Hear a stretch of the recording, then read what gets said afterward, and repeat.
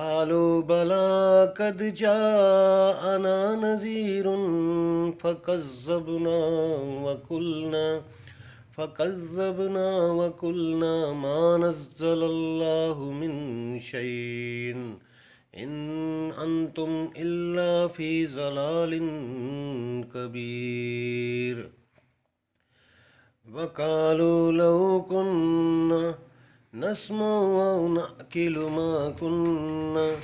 ما كنا في أصحاب السعير فاعترفوا بذنبهم فسحقا لأصحاب السعير. إن الذين يخشون ربهم بالغيب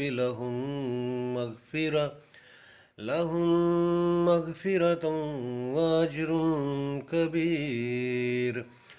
وأسروا